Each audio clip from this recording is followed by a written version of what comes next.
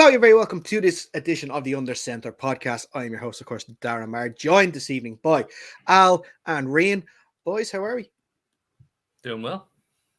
Fabulous as usual. The pain of existence as a Panthers fan continues. It was going so well on Sunday, wasn't it? It was the 99-yard pick six. I was screaming at the TV, and as soon as it just the excitement died off, I was like, "We're losing this game. We're definitely losing this game," and it happened. So, yeah. Well, it looks like they're smart in knowing that they have no weapons for Bryce Young, because I think reports are coming out now that they actually are looking for a tier 1 wide receiver to trade for before the deadline. Who that is and what team's going to give up their tier 1 wide receiver before the deadline remains to be seen. But they're at least they're leaking the information that they know that they suck and they need to help Bryce Young. Yeah. But realistically, I mean, is any tier 1 wide receiver going to want to play there? No. The only tier 1 wide receiver that could possibly be available that they could actually maybe try and put in a bid for is Devontae Adams. But would he go there? They have no draft capital left. No. Well, look, the thing is, if Devontae Adams makes it known he wants to leave, then his price goes down because everyone knows that. Well, everyone already kind of knows that he wants to leave anyway. But you throw 2 2s at him or something like that, they'll probably go for it. Because they're going to have to take up that contract. Exactly. Yeah. And, the no trade clause that he has in his contract, I can't see it coming. But sure. If it does, I'll be buying a jersey. Well, hey, look, listen. This thing is aim high, aim high that you go for that Devontae Adams first. So then when you eventually end up with someone like Chase Claypool, at least you Yeah, I'd say that's probably more the tier 1 that we're aiming at. Bottom tier. That's it. We didn't say where one started and ended. We didn't say which one it was. Al, on a scale of 1 to 10, how are you doing today? Because if I was to put my feelings in a scale, I'd say it'd have to be 11 out of 10 for those 11 sacks on Monday night that the Seahawks defense got against the Giants. Yeah. And Devin Witherspoon being an absolute psychopath. Yeah. Absolutely psychopath. But one downside was, I guess, if you want to put numbers into it, maybe if you're only feeling like a 9 out of 10, which isn't, tip top, means probably because it was the 9 snaps that Jamal Adams lasted in his return before having to leave with a concussion. It's not even annoying anymore. I just feel so bad for him. No luck. I mean, it's sort of his own fault because he has this nasty habit of just pretty much closing his eyes and doing this. And then, he does. He tries to be Johnny Big Balls and shoulder tackles and doesn't even try and wrap tackles and just puts his head down. And like the snaps he was there, he was very good. He made a noticeable difference. But, he really needs to, the coaching needs to get him focused on fundamentals, which is kind of insane to say for, how long has he been in the league now? Oh, is it 7 years? 6 years, something like that. I think it's mental, though, as well, because it would have been 12 sacks because he should have had a sack at the start of the game, but he overran the pursuit of Daniel Jones and didn't actually grab hold of him. And then, obviously, like you're saying, he did make a noticeable impact with that huge hit on, I think it was Paris Campbell or Dwayne Robinson, I think it was. But the fundamentals I find very interesting as well, because actually, side note, I recently finished my coach's course to be able to coach over here, which I passed and I'm delighted. But one thing that we saw, thank you. That's actually all. I had nothing else to add. I just wanted to let you know. But no, one thing that actually the teacher brought it up, and I'll give a shout out to Bill Doherty over at the Minotaurs who ran the course. Fantastic course. But he pointed us to the Seahawks, because the Seahawks a couple of years ago released their own tackling technique video on how they teach their players to tackle. And Davante Adams just doesn't do any of them, because they focus on, wrapping at the thighs and the legs and sort of doing like a gator roll, so that if you stop the legs, obviously they're not going to be able to go anywhere. And after watching that video and then watching the game on Monday night, you can see that like obviously 99% of them do it, and then then Jamal Adams just goes like, I'm just going to throw my shoulder wherever I can put it. Yeah. The days of the big hitter in the NFL are kind of gone. Like guys who pride themselves on being big hitters. The new technique is the peanut punch that Peanut Tillman kind of revolutionized. Everybody seems to be doing that now. It seems to be a better way of jarring the ball loose. So people are going away from this kind of massive shoulder tackle kind of technique, more about getting that arm in at the ball, wrapping up, waiting for tacklers to arrive. Because at the end of the day, if you force a turnover with a peanut punch like that, you've done your team a much better service than making that big hit and maybe knocking the other guy out of the game, but he's probably going to return anyway. Yeah, like I do find it so, like, just quickly before we move on, I do find it so fascinating, like how many NFL teams, like the highest level of this sport, just there's so many players that are just fundamentally unsound tacklers. Like they just try and be Johnny Big Balls so much and go for that shoulder tackle or just put their heads down. It's fascinating because, like, how long have these guys been playing the sport and you can't wrap a tackle? Like, come on. And to be fair, it's because when they do make that tackle with the shoulder and it's a clean hit, or it's a strong feels much hit, better, but like the reaction that they get from teammates, and obviously they don't know, but the reaction that you're going to get online from it as well is massive. But then you go and you miss the next 2-3 tackles. No one's really talking about that. Exactly. But anyway, we can talk about tackling fundamentals all night long, but I don't think we're going to have the audience for that this evening, because we are doing our league roundup show this evening. We are looking at some of the teams that are 2-2 after 4 weeks in the NFL, because we are just about to get into the bye weeks now, the dreaded bye weeks. So everybody at this moment has the same record. So we're looking at the 2-2 teams, and we are basically asking the question: would you buy or sell your stock in these teams for the rest of the season? We're going to go through the AFC first, and the first AFC team, let's start AFC North. So we're going to start with the Pittsburgh Steelers, 2-2 at the moment.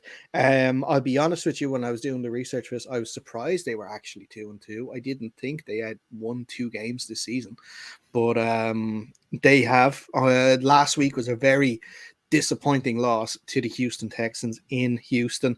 Also compounding with the fact that Kenny Pickett is injured and he's going to miss at least probably this week. And then he'll be on, I guess, a week-to-week basis for the rest of it after that. But Al, I'm going to start with you first. Pittsburgh Steelers, 2-2. Are you buying or selling your stock? Selling. All of it.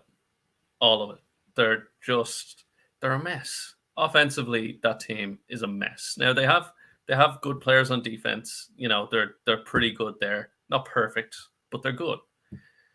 But that offense is an absolute mess. Mike Tomlin said after this last game, like, hell yeah, there's going to be changes.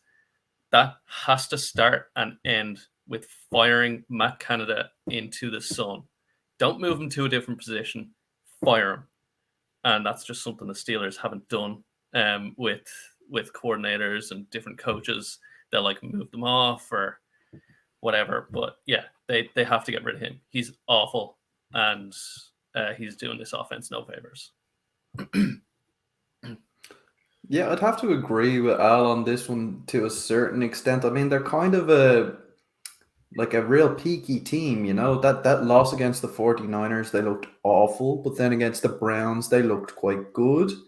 Same again against the Raiders. That was a pretty decent performance from them out there, and then just got trashed by the Texans. It's too up and down for me. I think what's happening is they're relying on their physicality and skill set in games, and when they're out coached by an opposition who has at least as good kind of skill levels, they're going to get beaten badly. But if there's a coaching deficit there on the other side of the ball, they're able to rely on their physicality and make those wins. So I agree with Al that Matt Canada needs to go. His play calling is predictable. It's bad as well. I mean, too many screen passes. They need to drop Najee Harris straight away because he seems to be just the slowest running back in the league. Move him to fullback maybe or something. I don't know, but he is not the guy out there. So yeah, I think I'm going to err on the side of what Al said and sell my stock, but I would revisit if they got rid of Matt Canada and switch things up a bit because they do have talented players in that locker room. Yeah, and I think you have to go no further than TJ Watt to see how talented the team can be. I think I'm going to agree with you guys on this one. I think I'm going to sell my stock in the Steelers at this point. Like you're saying, Matt Canada has been sort of the focus of the Steelers fans' fury this season.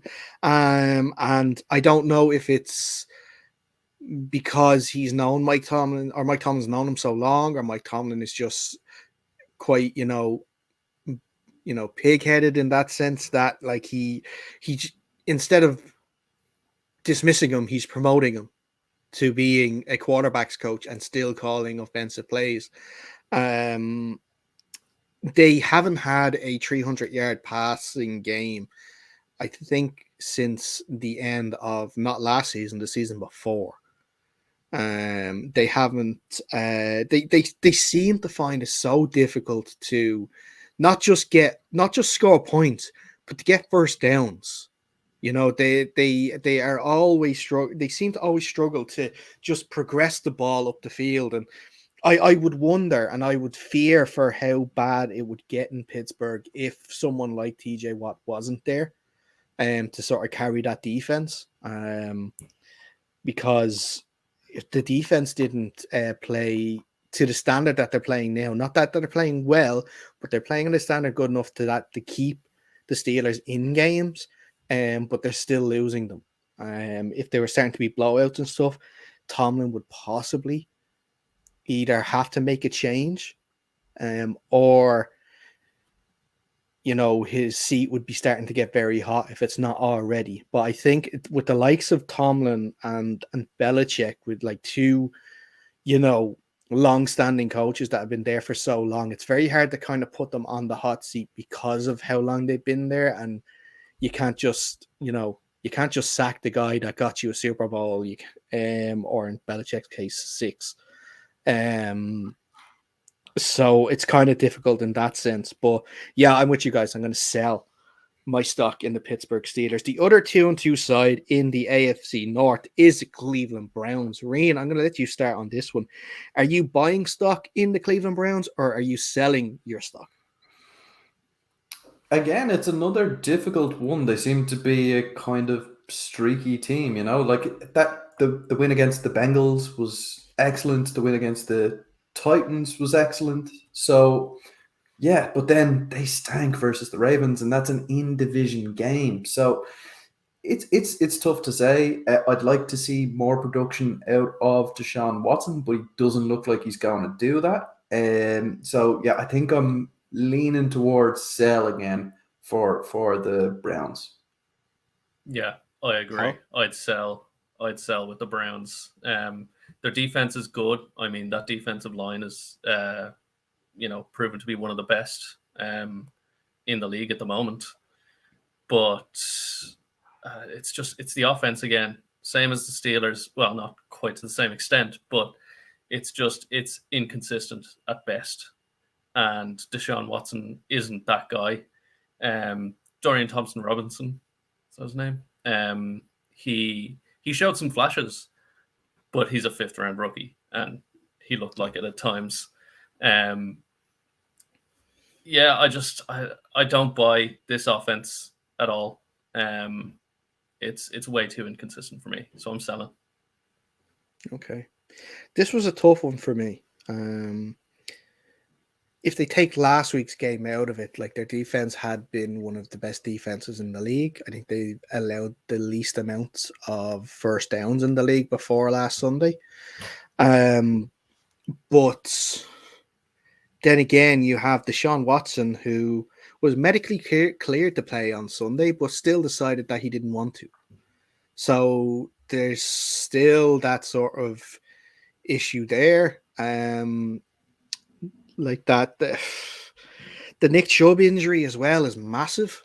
I know they brought back Kareem Hunt, but Kareem Hunt was good for the Browns in a complementary role to Chubb.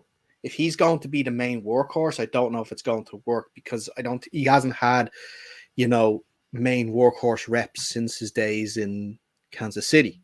So I don't know if he's still going to be able to do that. I think right now I'm putting them down as a sell until I see more. I'd have to see what they do now next week, or this week, I should say. Who are they playing this week? Oh, they're playing the 49ers this week. So yeah, that's rule that one out. Is that right? The Colts will be a good. Yeah, they're playing the Niners. I thought it was the Cowboys against the Niners this week. No, they're playing. They're on a bye. They're on a bye this week. That's what it is. They're on a bye. They're on a bye. Yeah. Sorry. That's why. Because I knew because it was the 49ers Cowboys this week. Yeah. Sorry. But yeah, so that 49ers game is not going to be great. But look, a week to get healthy, and we'll see what happens. But at the moment, yeah, I'm selling my stock. Let's go to the AFC South because every team in the AFC South is 2-2. So this is going to be fun. Let's start with the team of the moment, and that's the Houston Texans. Houston Texans 2-2. Like I mentioned earlier, big win over the Pittsburgh Steelers, and they also had a divisional win against the Jaguars as well. I am buying more stock in the Houston Texans. Rian, you had a great point last week and you timed it so well because CJ Stroud went and had another great game this weekend. He has played very, very well coming into the league. The doubts that surrounding him, are disappearing by the week. I think D'Amico Ryans is doing a really, really good job as head coach and coaching up that defense. One thing I'm not hearing a lot of, though, and maybe it's because I'm not watching the full games, it's either Red Zone or it's the short highlights packages. I'm not hearing a lot of Will Anderson at the moment. So I don't know how things are going on there with him, but it's going to be a process. The defense is still playing well. Don't forget Derek Stingley was one of the best cornerbacks to come out of draft last season as well, and he's into his second season playing well too. So yeah, I'm buying some stock in those Houston Texans. I think they're at the moment going in the right direction. I'm very intrigued to see how they get on. But Al, Houston, buy or sell? I'm buying. It starts with CJ Stroud. I mean, he's outplayed everyone's expectations, I think. He's playing exceptionally well. Their offensive line, I think, has outplayed expectations as well. And I mean, their offense is great. You mentioned Will Anderson. He doesn't have a ton of sacks or anything, but he's been there in the run game. I think he's top 3 in pass rush win rate. So like he's getting pressures on the quarterback. And he's there in the game. You see him every now and again, and he's looking strong and quick. And then the rest of the defense as well. I think they have a couple of injuries. I'm not sure, but yeah, they look like a really good team, and they're still figuring stuff out. I think they'll get better as the season goes on. Yeah, personally, I wish we had a bit of controversy going on, but I'm going to make it a quick clean sweep for the third go in a row. You just need to look at the score lines, right? So they scored 9 in the first game against the Ravens, not great. Then 20 against the Colts, who are a tough enough defense to run against. And then they just started popping off. Week 3, week 4, scoring 30 points plus in each of those 2 games against no slouches on defense either. That Jags defense is sneaky good, and the Steelers, the only good thing about that team is their defense, and they passed all over them. So, yeah, maybe not this season, but moving forward, the Texans are going to be a problem for a lot of perennial playoff teams. And yet that connection between, CJ Stroud and Tank Dell is just looking better and better. So, yeah, smash that buy button on the Houston Texans. All right. Let's go to London's favorite team, the Jacksonville Jaguars. I'll let you go first on this one. I don't like the Jags this year. I think they've regressed quite a lot.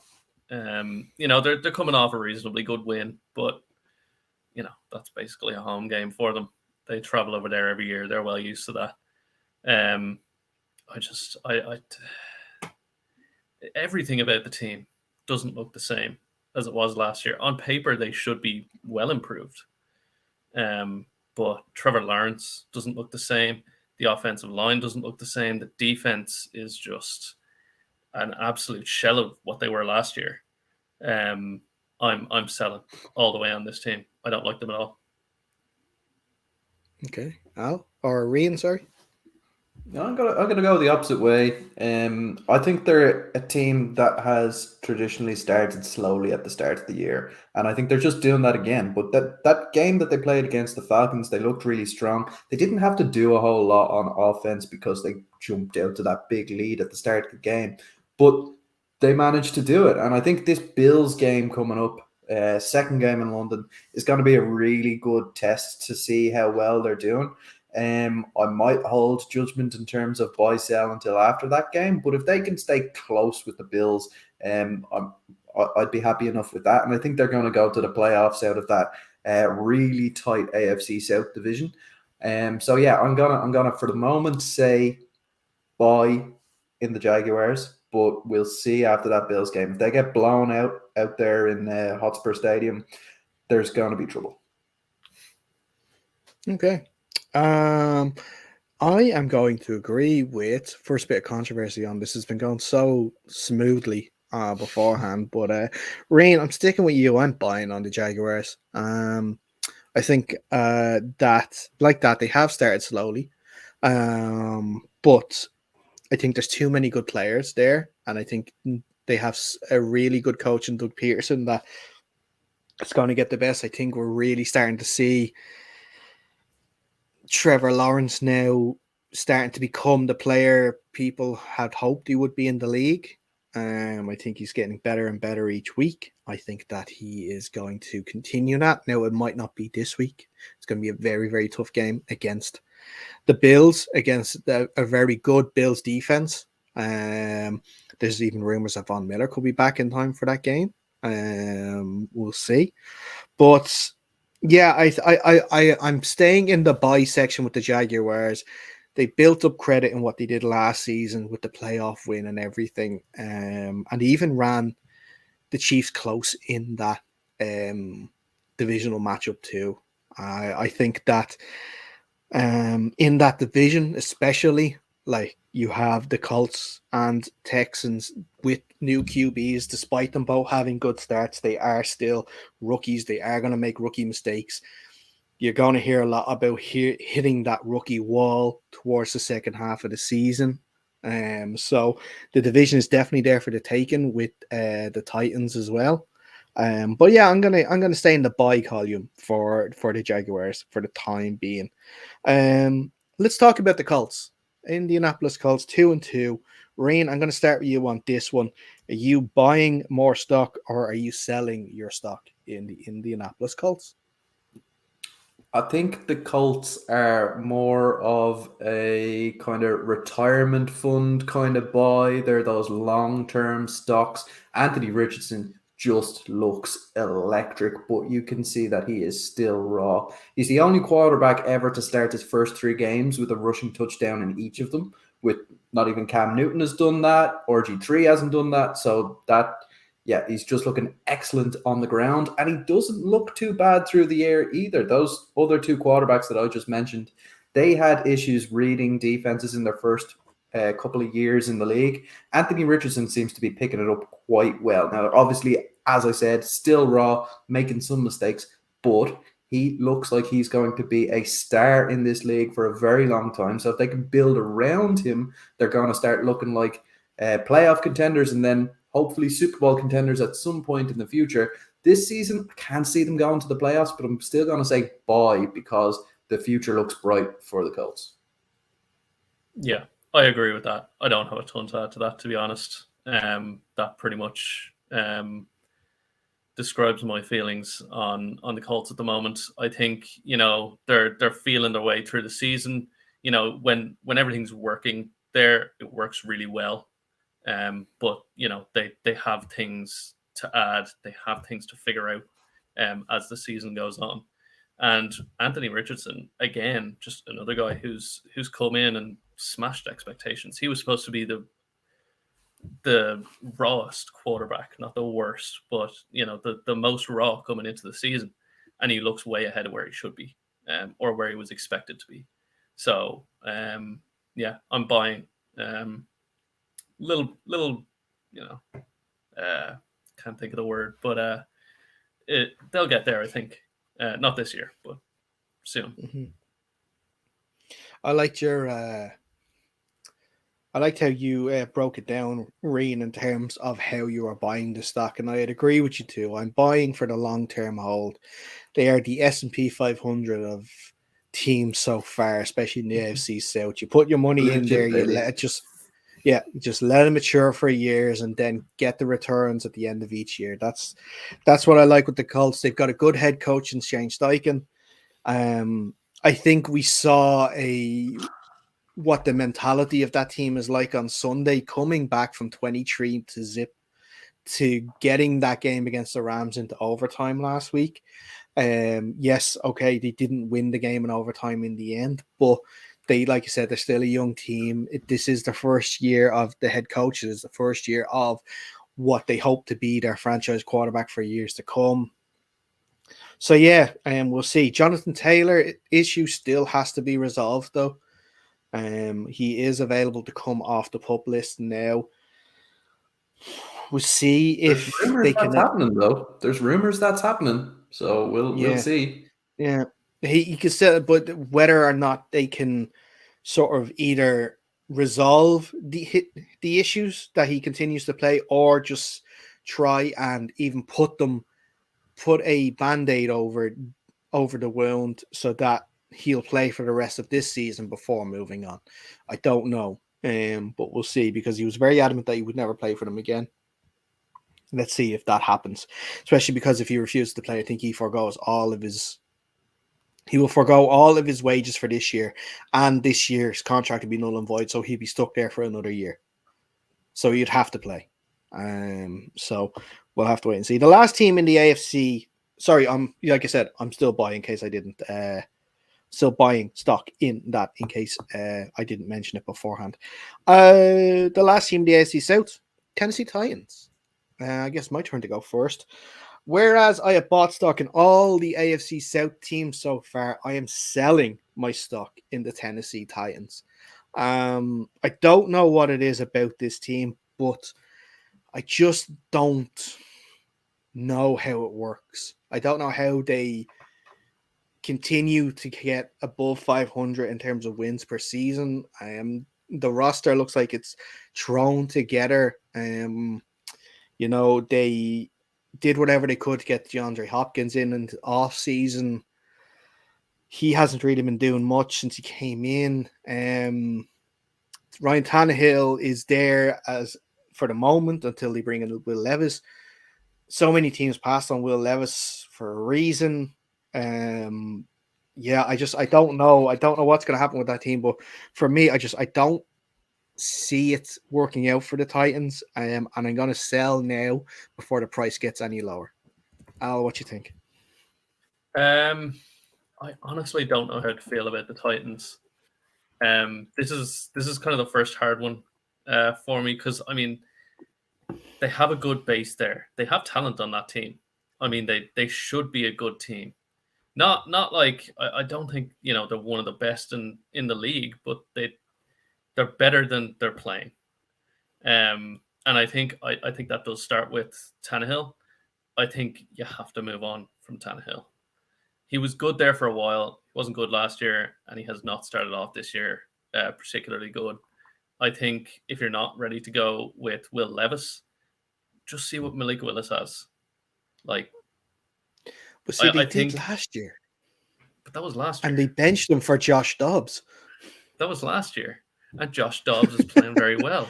He's playing respectably good football in Arizona. So, I mean, just see what you have in him, because it's clear now that Tannehill isn't it. I don't think he's going to. I don't think he's going to improve. Happy to be wrong, but I don't think he is. I'll sell, but just because of their quarterback situation. I'd be buying because I think they can improve, but I don't buy that offense at all. Right? Yeah, it's surprising to me that for Al, the Jaguars were an easy sell, but the Titans were the ones who he's fallen over. Should I sell? Should I buy? Obviously, it's sell. If we're leaning into that stock market kind of gimmick that we're doing, it's all about trajectories, baby, and they are on a downward trajectory. That's quite clear. From last season to this season, their quarterback play has not been up to scratch. Derrick Henry looks like he's tiptoeing towards the edge of that cliff. DeAndre Hopkins has not done it. So, yeah, they're on a downward trajectory. Sell, sell, sell. Yeah. Oh, and just to add to the whole Tannehill situation, he has another 2 weeks left in the league before he's put on the bench. I think they'll just roll with Levis, particularly if they're out of contention. Like if they lose another 2 games on the bounce, they're going to start Levis in week 7. You think so? I think so. Just see what the rookie's got. Like what do they have to lose? Yeah. So let's have a look. So the Titans in the next 2 weeks are who have they got next 2 weeks? They're at the Colts, and then that's in 6 days' time. It says. No, sorry. Damn American bleeding feckin' dates. Getting it wrong. They're at the Colts. Yeah. Sorry, they're at the Colts this weekend and then at home to the Ravens. Now I can see what you mean. Yeah, Rian, I can see what you mean there in the first game. After the Ravens game, it's pretty favorable in terms of playing the Falcons and the Steelers. So if you want to bring Levis in, they're 2 games that you can ease him into, playing. Well, the Falcons are not going to get away from you, right? Their offense is just not high-powered enough to get away from that Titans team. So they're going to be in a game, and that's where Will Levis is going to learn his stuff. So I think that's when they make the change. Yeah, and by that stage, Tyler Heineke would be the starting QB, not Desmond Ridder. Possibly, very possibly. Yeah, I wouldn't throw him in the Steelers game. I know Stroud survived, but like that Steelers pass rush is no joke with TJ Watt coming down on him, multiple times a game. I don't think it's the game to throw Will Levis in. He could prove us all wrong, but I don't think that's the game to put him in. Sure, throw Malik Willis in Christmas Eve. Who are they playing Christmas Eve? Oh, yeah, the Seahawks. Yeah, throw him in Christmas Eve against the Seahawks. Let's see. See what happens then. Run all over you.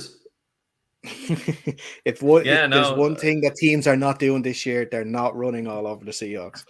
Well, I mean, Daniel Jones had like 70 yards rushing, so they might. They're throwing all over the Seahawks, but they're not running. Right. The last team in the AFC that is 2-2. This is an interesting one, and I wonder if we're all in agreement on this one. The LA Chargers are 2-2. Rian, I'm going to give you the opening statement here. Are you buying more stock in the Chargers, thinking that, like you said, their trajectory is going up, or are you selling at the highest price you can right now before it goes down? Yeah, I think I'm not sure we're all on the same page here. Maybe we are, because I think this is a really obvious one for me. I'm selling all day with the Chargers. They just look, without Austin Eckler in that team, they look totally rudderless. Like, Austin Eckler gives them the ability to make plays on offense. He is explosive. But it seems like the whole offense runs through him, even with that star-studded wide receiver room that they have out there. It still feels like they really need to rely on those one or two 20-yard, 15-yard runs that you can bank on with Austin Eckler throughout a game. I mean, even last week, it looked like they were going to throw the game away at stages. So, yeah, I'm selling all day for the Chargers. I mean, they'll probably go to the playoffs if they get Austin Eckler back, but I can't see them winning a game in the playoffs because the standard of football just goes up from there. I don't think they can hang around with the big boys. Yeah, I'm inclined to agree. I mean, again, it's just another team on paper like that should actually be good and should actually be a contender, but chargering is a real thing. And yeah, Brandon Staley, man, his seat should be on fire. Yeah, I'm selling. Like, this team is too good to be struggling the way they do and messing things up the way they do. Justin Herbert is a fantastic quarterback. Not perfect, but he's very good. And I know they're down Mike Williams again, but yeah, they have so many receiving options. The running game is good, and their defense is solid enough. Their rookie Tui Pelotu is playing out of his mind in some of these games. Like, this should be an easy buy. We get to this game and it should be I'm buying all day. But yeah, I think I'm selling. They're just chargering it. I think they'll charger. I'm very surprised. I did not expect all of us to be on the same page when it comes to the LA Chargers because I'm selling as well. Yeah, for me, it's down to Brandon Staley. The reason why I'm selling.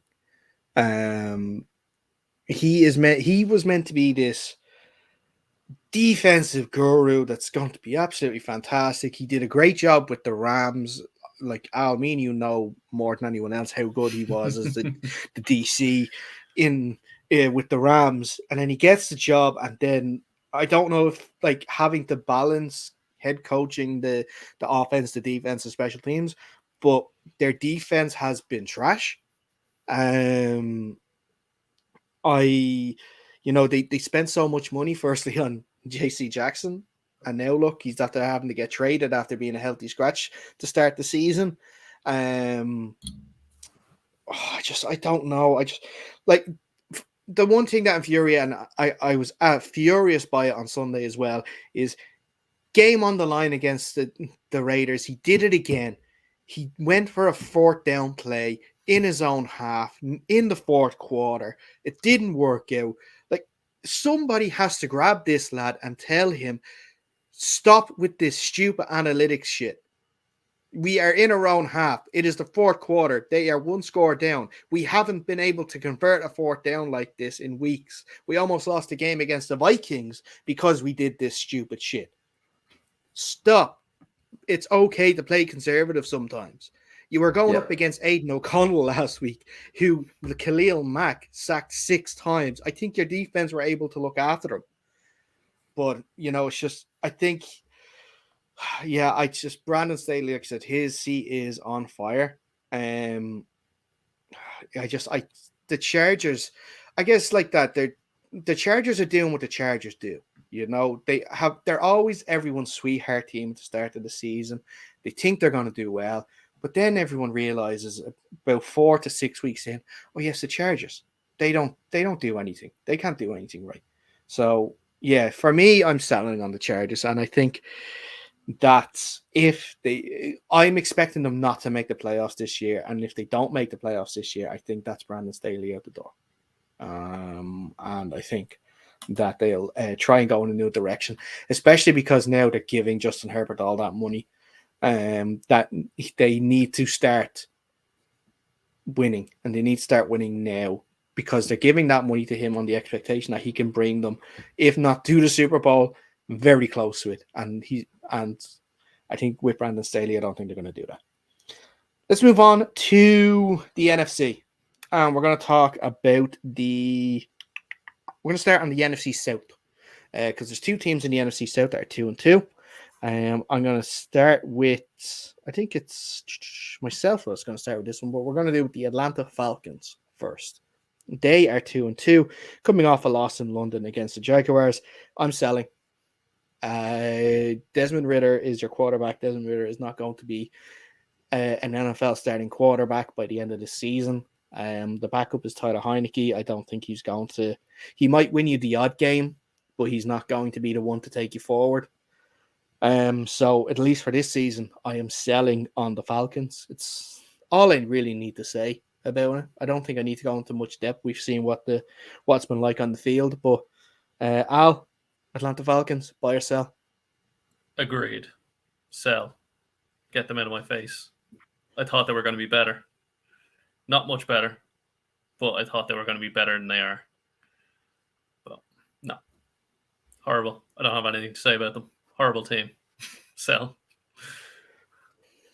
I think you're being a bit cruel on Taylor Heineke. I think the guy's electric. I think he's one of the best backups in the league. But yeah, he is still a backup at the end of the day. Backup. Yeah. So yeah, I can't agree more. Desmond Ridder is not the guy. We've seen that now over the first 4 weeks of the season. Everybody was ranting and raving about the fact that he hadn't thrown an interception in his first 6 games as a starter or whatever it was. The dude didn't throw a pass over 10 yards in his first 6 games as a starter. So how could he be throwing out interceptions? Now that he started to try and move the ball down the field, the turnovers have started to come. They're going to break Bijan Robinson as well. They're giving him like 35% of the touches on the entire team. We saw that with Christian McCaffrey, that it is not a way of keeping your running back healthy. They're doing their best to bring in Tyler Algier, but whenever they need a play, which is a lot, they turn to Bijan Robinson. It's not a healthy way of running a football team, so sell on the Falcons. Okay. All right. Interesting. Yeah. You know who we haven't heard of and he's just like completely just lost? Cordell Patterson. Had a really good year last year with the Falcons. And I drafted him in fantasy, man. I thought he was going to be getting touchdowns left and right.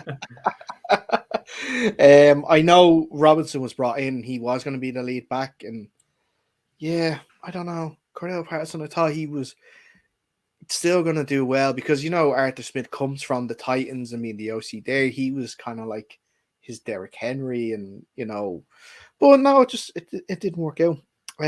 Speaking of quarterbacks that can't move the ball over 10 yards, let's talk about the New Orleans Saints because they are 2-2 at the moment. And lads, I sent this into the group chat on Sunday and I'm still astonished by it. But Derek Carr on Sunday at one stage in that game against the Bucs was 12 of 15 with 55 yards passing. How is that possible? It's shocking. You know who he is? He's Jimmy Garoppolo without the yak. Because that was basically Garoppolo's career in the 49ers. Even Jimmy would throw it down screens the field every now with like 1 billion yards of yak. Like, and without that, like, no. I mean, come on. It's Derek Carr. I don't think any of us on this show are particularly fond of Derek Carr. Fionn least of all. No. Stat man. He's just a stat man. And now he doesn't have that kind of that weapon to rely on that's going to get him those stats. Like, it looks like he's going to ruin Chris Olave's career at this stage. The guy's that's the thing. Like, he has guys. Like, that offense, like, is good. Michael Thomas? Well, Michael Thomas, no, but he's a very good receiver. Chris Olave, very good. I think he should have won Offensive Rookie of the Year. Did he? Was it Olave or was it? Oh, no, it wasn't. It was Garrett Wilson. That's the one. Yeah, and he was robbed. I thought he should have won last year. And yeah, Derek Carr's horrible. And he's not doing that. Like, what is it with NFL teams being so desperate that they'll just they'll pretend that bad quarterbacks are good. Like, just draft someone. Like, there's plenty of bad quarterbacks in the draft that you can like get for free. Why are you paying, what's it, 50 million a year or something that they're giving him? 45? Yeah, how many years up there? How many years is on that contract? 3 or 4. Let me check. Is it? If it was a shorter contract, I would say either they or the Falcons are going to move for Kirk Cousins in the offseason, and that's going to be a disaster for... Fuck. Okay. No, he's under contract till 2027. He's actually under contract till 29, but there's 2 void years there. Right. Okay. But 27, Jesus. And if they cut him now, 37 million, 35 million next year dead cap, they can cut him in 25 for 5 million dead cap. Right. So it probably won't be the Saints, but I'm telling you now, Kirk Cousins is going to end up in that NFC South, and he's going to be trash there too. I don't know if he'll end up in the NFC South, but we'll see. Bucks will be looking for a quarterback. I know Falcons will be looking for a quarterback. Yeah, he's the guy with the stats. They love stats. I know, and look, I know the stats. I know the stats betrayed Derek Carr on Sunday with the stat line I gave out, but for full transparency, he was dealing with an AC sprain or shoulder sprain that he got the previous week. So obviously he probably was not able to drive the ball down the field as he would like. But I guess it says a lot about Jameis Winston that they'd rather play a one-armed Derek Carr that can only toss a ball than play Jameis. But anyway, we actually didn't ask the question. Yeah, very quickly around, because we've talked about Derek Carr a bit too much. Very quickly, Saints, buy or sell? Sell. Perfect. Excellent.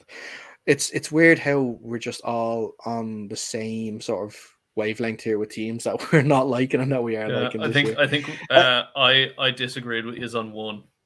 Then we've just agreed on everyone. Just agreed on everyone, yeah. Either we have been doing this show long enough that we can see trash teams, or we are absolutely out of our depth and don't have a clue at all. I think there's 3 spicy ones coming up. I think we might disagree a little bit on the next 3. So there is 3 good ones, and I've been leaving these for last on purpose because of that. Let's start with the NFC North. And that is the Green Bay Packers, who are 2-2. They've had an interesting start to the season for sure. The era of Jordan Love started out well. He's still actually playing quite well, but I guess the lack of weapons and stuff is starting to come to the fore a lot more now when you don't have a Hall of Fame quarterback who could throw to anyone, papering over the cracks. But I'll let you go first on this one. Are you buying or selling on the Packers? Yeah, I don't really know how to feel about the Packers. They seem a bit feisty at times. Like they might be able to make some waves, but they're just missing too much. The offensive line has regressed. Jordan Love is still finding his way with that offense, which is really young. Tight ends are young. All the receivers, bar one, I think, is young.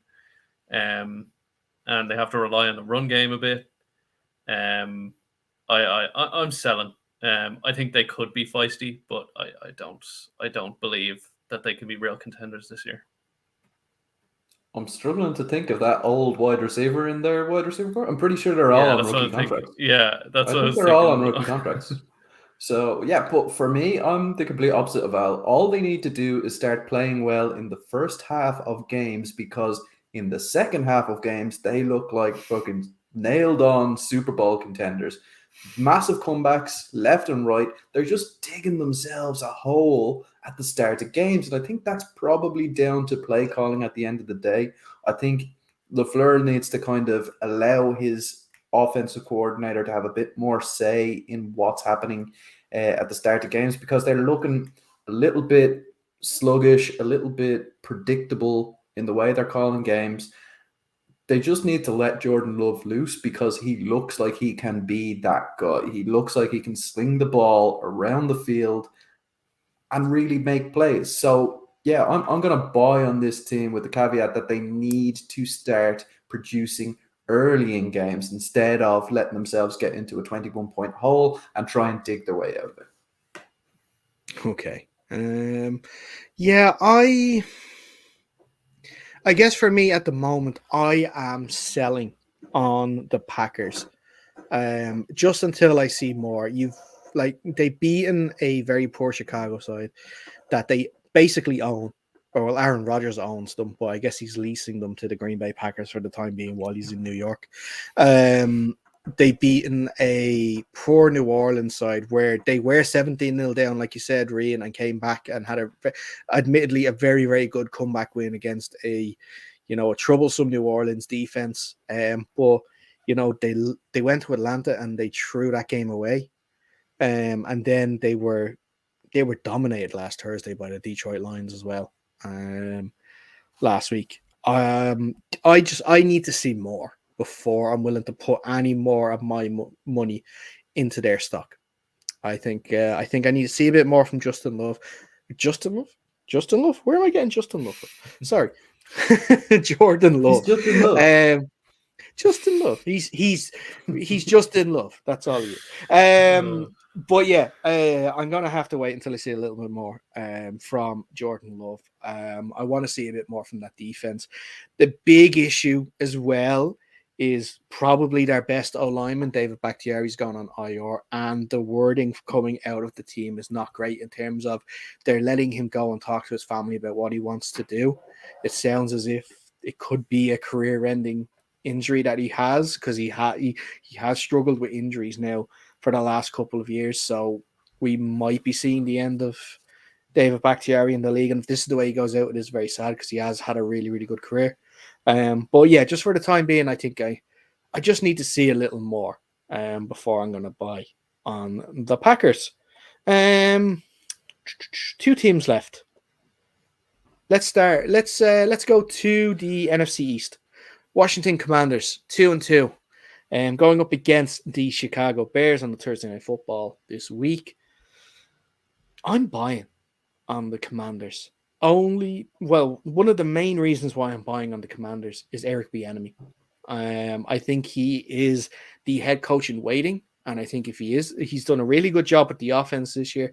And when he becomes head coach, whenever Ron Rivera moves on, I think he's going to do well with that team. For all the grief that we've given Fionn so far at this season in terms of Sam Howell, he actually has looked pretty good.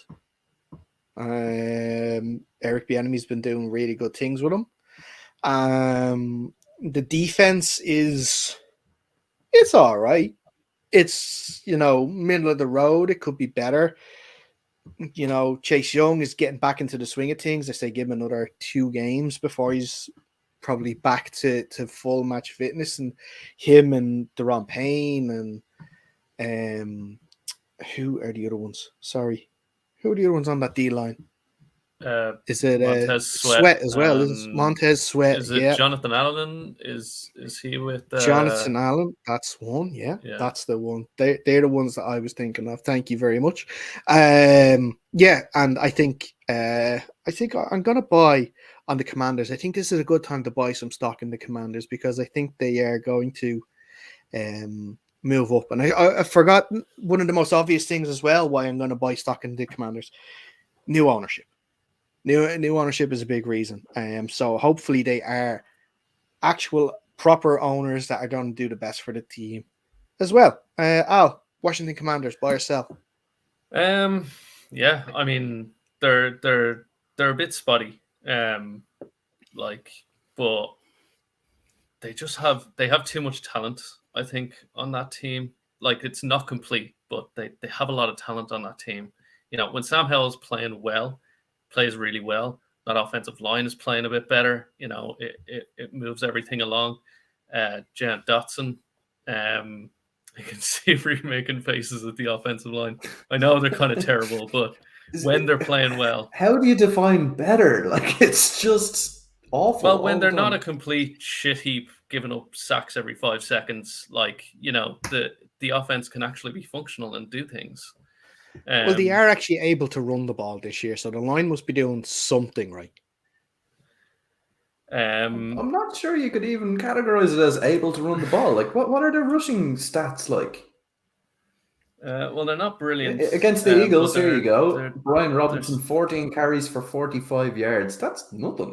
Here, I can bring up some more. I have a nice handy site for that. Might take me a second. But, okay, while you're looking up that, Rian, I'm guessing you're selling, are you? No, I'm not. I'm actually buying because Sam Howell just looks electric. He's the guy that the Panthers should have got last year instead of trading up for Matt Corral, who they've just blown off now. So that's the guy they should have got and trained him up. I mean, if they were going to have a bad season, I still think they probably would have brought in Bryce Young, but at least you have that guy there who's dynamic. He's able to throw the ball deep. He's got legs under him. The receivers are excellent. Running backs look decent. It's just that O-line that is killing them at the moment. Can't run the ball.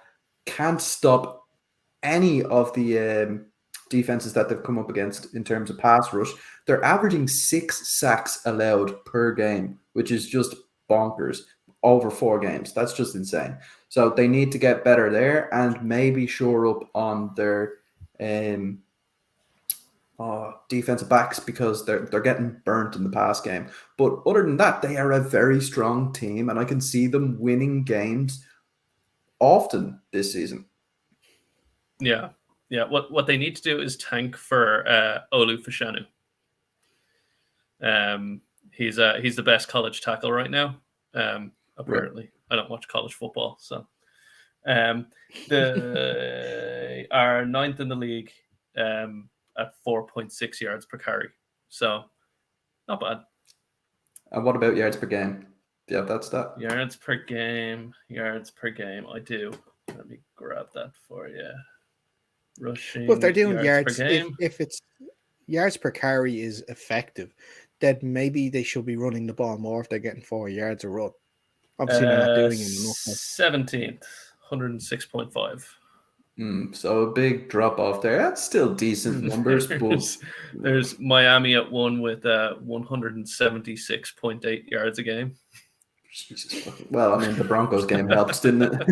It did. Who are the Broncos? The Broncos are going to be probably middle of the pack. They haven't actually been bad. No, I've not heard of this team before. Who are the Broncos? Oh, sorry, beg your pardon. Oh, sorry. The ponies. The Denver My Little Ponies. Sorry, yes. Yeah, the Ponies are 20th with 95.5, which is surprising. I thought they were better than that. At running, at least. Very good. Right, last team on the buy and sell. It's actually taking us up to the hour for this. I didn't think we'd do that. The LA Rams.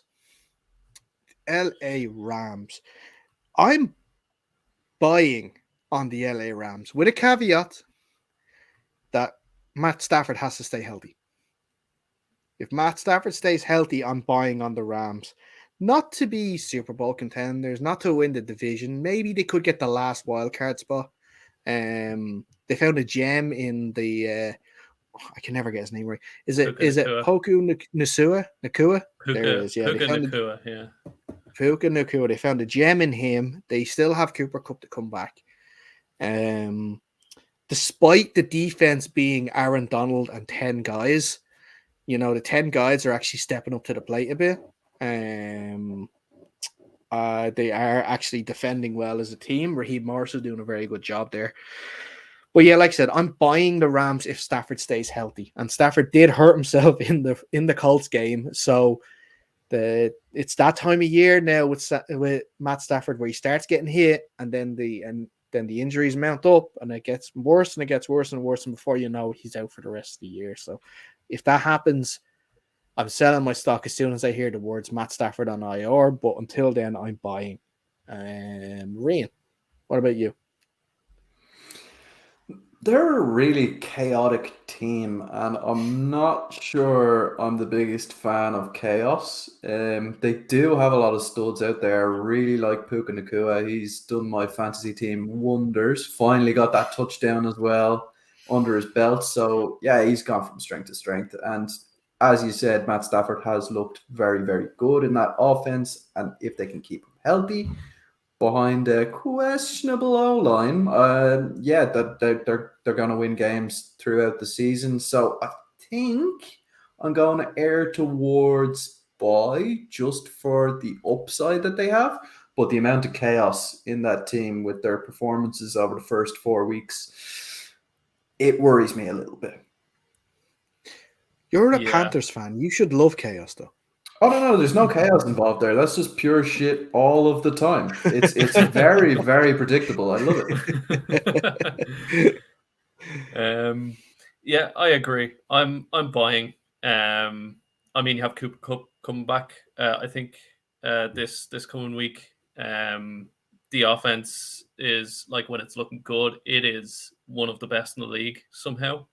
Kyron Williams is like a really good back for them. I really liked one of the guys I wanted Seattle to get, Steve Avila, the guard. He's been playing very well. I know the rest of their line isn't so much, but he has stood out as one of the better players on that team. And as you said, their defense is actually stepping up, surprisingly. So yeah, I'm buying. But I will agree, if Stafford goes down, that's it. That's curtains. Yeah, because unfortunately, and look, we don't know the reason behind it, but unfortunately, Stenson Bennett, their rookie draft pick this year, who was back up to Matt Stafford, was put on the non-injury list. I can't remember what it's called, but due to some personal issues, which obviously the team aren't disclosing for this time being. So whatever is going on, I hope he is doing better, doing well, and hopefully he might be able to come back at some stage. But like that, actually, let me have a quick look at what we're doing at the Rams and who is their backup at the moment. What you're doing that? It is right. Yeah, that's not great. It's such a shame with Stetson Bennett, because during the preseason he looked really good. He was making some really nice throws. He has a head on his shoulders, which is not surprising. He spent 10 years in college or something insane. So yeah, a little bit upsetting that he is given the designation that he's been given. So yeah, I would have liked to see him maybe get some time in that offense. Obviously, don't want Stafford to go down for extended periods, but say if they're up big in a game, I want to see what the guy is capable of, because he's a two-time national champion at a collegiate level. So yeah, give the boy a shot. Yeah. Some say they can hear him roaming the halls of Georgia Tech that night. Not Georgia Tech. Some say Georgia. What did I say? Georgia Tech. Sorry. Yeah. University of Georgia would kill you for saying that. Yeah. Sorry about that. But he could be roaming those halls too. You never know. He just likes college. Yeah. But yeah. So listen. But seriously, yeah. Hopefully he's doing all right, and hopefully we get to see him in the league at some stage. In the near future. We're coming up to the end of the show. I wanted to have a chat about the Bengals. I don't think we're going to have a chat about it this week, and we might get to it next week. I want to do a quick preview, though, for the Thursday night game. Of course, like I mentioned, that is the Chicago Bears traveling to take on the Washington Commanders. Somehow this game happens every year. Somehow it's always on a Thursday night, featuring terrible uniform combos. Normally, both teams are in a bad spot at this point, but as we mentioned in the earlier section, the Commanders are actually in a good spot. The Bears, it feels like the Bears are just going through the motion before, landing the number 1 overall pick again next year, and somehow probably messing it up and continuing their years of woe by not getting Caleb Williams in the draft next year. But guys, this game, yeah, it's not one that's going to pull people in. Obviously, the Bears are going through, like I mentioned, they have huge issues with the head coach. They also have huge issues with personnel, with the likes of Chase Claypool, who's been told to stay away from the facility due to his I say it's a mixture of his comments about his coaches and also the fact that he is just not performing after them spending basically a first-round pick, like the 33rd pick they spent to get him from Pittsburgh last year, and he hasn't repaid them for it. But Al, I guess, brief preview on this game. What are you looking for? What players are you looking to sort of you thinking are going to stand out in this game? That Bears defense is awful, like just awful. So I'm expecting Jalen Dotson to have a big game, and I would expect them to run a lot more, because the Denver pass rush hasn't been nearly as good as advertised in the preseason. We were talking about one of the best units in the league, and they're middling at best, to be honest. And the defense as a whole is a bit of a joke, really. So I'm expecting this game to be a bit of a blowout, to be honest. I don't know about a shutout. I think the Bears will score some points, but I would expect Washington to have a pretty good game, because they do have that talent there, and I think Justin Fields is going to get sacked another 16 times with the defensive line that Washington has. Yeah, these no-brainers that pop up in the league, and when they're played on a Thursday night, they are absolutely not no-brainers. I mean, what Al is saying is absolutely correct. The Washington Commanders should run all over the Bears in this game, should pass all over the Bears in this game, and should dominate on defense as well. But I'd say it's probably going to be a low-scoring game with lots of ground yardage, particularly coming from Justin Fields. I think he's going to go over 100 yards in this game on the ground.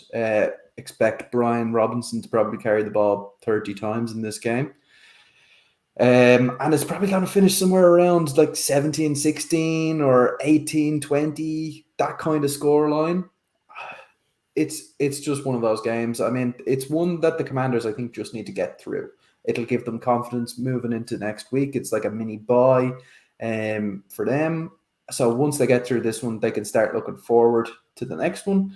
But yeah, Thursday nights are never an easy task. Yeah. I agree with what you say there, Rian, about just getting through it. I think when it comes to a Thursday night game, teams just have to get through it. I think it levels the playing field a lot more than it should. If this was on a Sunday, you'd say, and just a normal, 1 p.m. game on a Sunday, you would say the Commanders are going to could run up a cricket score, because their offense has been running very well. The Bears did do some bits on offense last Sunday against Denver. They did. Now, when it came to clutch time, they shot the bed. But look, leading up to it, they still scored, 28 points. They still scored 4 touchdowns. There was some good play calls in there. Not just Justin Fields running the ball, but Khalil Herbert, I thought, ran the ball very well. I don't know if he's going to be able to. You'd be interested with that linebacking group, which contains Seahawks legend Cody Barton now, by the way, as their main linebacker. Is playing just awful football. Leading tackler on the team, though. How? Yeah, I don't know. He is. He's the leading tackler on the team. With 37 tackles. That D-line, as great as they are with the pass rush, they're not so good at run stopping, so it's always getting second level with them. And I mean, if he's playing middle linebacker, that's where he's going to get the most tackles. That's it. But yeah, I'm going to go with a Commanders win on this. I'm going to say like a 20-12 win, something like that. It's going to be not totally comfortable for the Commanders, but I don't think they're ever going to be in fear of the Bears catching up on them. So yeah, I'm going to go with a Commanders win on that, and for them to go 3-2 on the season. And unfortunately, the Bears going 0-5. The crazy thing that could happen in this season as well, especially unfortunately, Rian, involving your Panthers, that the Bears could end up with the 1 and 2 overall pick in the draft if things keep going the way they're going. Very easily. Yep. Still find a way for the Bears to mess that up, though. Still, I mean, yeah. Watch. Just keep trading with teams, getting that second round or second overall pick, so they can trade out of the second pick, still get Caleb Williams, and have a bunch more picks for this year, next year. Yeah, but look, I can see that. I can see that Bears team going. What will it be? 0-10 by the end of this week, because the Panthers need to play against the Lions, and of course they own the draft pick, so they're going to go 0-10. First team to go 0-10 in the first 5 games. Yeah. It's the poor, you do feel sorry for the Bears fans a little bit, because they come into every season, and especially this offseason, they spent so much money with the likes of Tremaine Edmonds and TJ Edwards, especially in that defense, to try and get something going. They brought in DJ Moore as part of the trade. It's just not working. Whatever they're doing just is not working. They have the bones there, though, so surely somebody in that front office needs to go wholesale, just fire the whole coaching staff, every single one. That's exactly what they need to do. Bring in somebody, because they have the players. They do have the players. I mean, maybe Justin Fields is not the guy you want leading that team, but at the end of the day, the rest of the team should be there enough to carry that man to at least the playoffs. But yeah, they're just in tats at the moment. I don't know if they can do that, because they only did it 2 years ago. They got rid of GM Ryan Pace. They got rid of Matt Nagy. They cleared house completely for Eberflus, and I think it's Ryan Pauls is the GM, to do this rebuild. And it's just not working at the moment. It's not even showing signs of progress. Although, did you see? I don't know if you're watching. If you watched on Red Zone, you would have seen it, obviously. But when they went for that 4th down near the end of the game, trying to salvage something before Denver kicked their field goal, obviously they gave it to Herbert instead of letting Fields go with it and stuff. But the camera panned to Ryan Pauls in his box straight away, and there was another executive there beside him, head in hands, not. Looks like he's about to cry, because I think they're realizing, what is going on? What do we have to do to get a win this year? But I just thought that was a funny moment for the weekend. But yeah, sorry, Al. I think you were going to come in there about what they need to do, if it's root and branch changes or what needs to happen. Yeah, they have to clear house. They have to blow it up. This kind of regression. I mean, if they're just mediocre and they lose a game here and there, but if you're this bad after 2 years, and after actually investing in players, and you have players there that are good, Roquan Smith, I don't love all PFF grades, but he's their highest graded linebacker, and they're horrible. I think they have to blow it up. Did you say Roquan Smith? Completely. Yeah. Who was traded to the Ravens last year? He's with the Ravens. Who is it then? Tremaine Edmonds? A Bears linebacker. Was it Tremaine Edmonds, maybe? Yeah. Well, there's a Bears linebacker that's the highest graded, or one of the highest graded in the league, and they're still that terrible. They're still awful. Are you suggesting just fire sale including players, or are you just talking coaches? Yes. Including players. Interesting. You've gone through so many years. You've gone through so many years of just shit. Start again.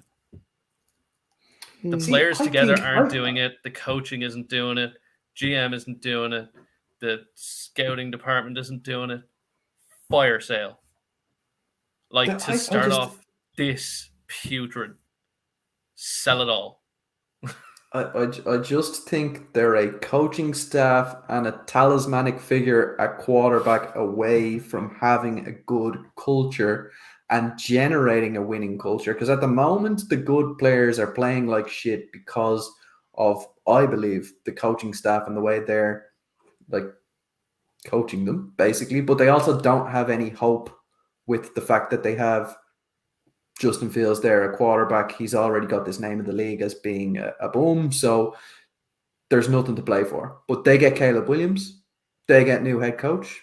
They get a new defensive coordinator. They get a new offense coordinator. Now things start to look healthy and things start to look encouraging. You might end up making something out of this team. There's the bones there are just too good for me to just let go. Yeah, I mean, it's not going to happen. Like, no team ever just goes full fire sale and, trades away all their players and gets rid of all the coaches. But, I mean, at least, like, coaching's got to go. They're not it. Like, this level of regression with that player base that you have, they're not it. Out the door. Yeah, I agree they're not it. I do agree that they're not it. But yeah, see, I don't know. I don't know when it comes. I wouldn't necessarily do a whole fire sale. Although they do bring up Roquan Smith, it is funny. It's just very coincidental with the stat that since Roquan Smith has been traded to the Ravens, the Bears have not won a game. I think they're 0-14 since he got traded in the middle of last season before the deadline. I mean, a lot of things have happened since. Really well. Since I know it's not all on Roquan Smith because for the reasons that they're not winning games, but it's just an interesting one. They haven't lost since the Queen. Coincidence? But look, yeah. I think that's a good place to wrap up this edition of the show. Lads, I really appreciate the time as always. Thank you very much. Yeah, it's been a pleasure. Also should mention that before we go, this show and every show this season is brought to you in partnership with the Backpage Pub. That is the best pub in Dublin to watch the NFL in Phibsborough, especially located in Phibsborough, I should say. If you haven't been there before, upstairs we'll be showing NFL Red Zone every single Sunday, including a few of the live Sky Sports games with some great food, some great drinks there too. They also have hot wing challenges during the week. They have FIFA tournaments. We might see if we can get a Madden tournament going if the interest is there. They also do some fantastic pizza. Each week they give free pizza to a boy and a girl's name. So keep an eye on the Instagram for that. So it could be Alan Sinead next week. So I'll be able to go and get himself a nice free pizza if that's the case. Obviously, you have to prove that your name is Al. I've tried writing my name on a piece of paper saying it's Al. It doesn't work. So you have to bring actual ID. But like I said, that's all the time we have for on this show. Also, I should mention, follow us on our socials at UnderCenterPod on both Instagram and Twitter. Make sure if you're watching this on YouTube, you've liked this video, you're subscribed to the channel, be kept up to date with all of our shows. I think that is all of the stuff. We're also on podcasts. Make sure if you are subscribed to our podcast, wherever you get your podcasts, Undercenter Podcasts. I've said podcast too many times. I'm wrapping up the show. Guys, thank you as always. But until next time, stay safe and we'll see you soon.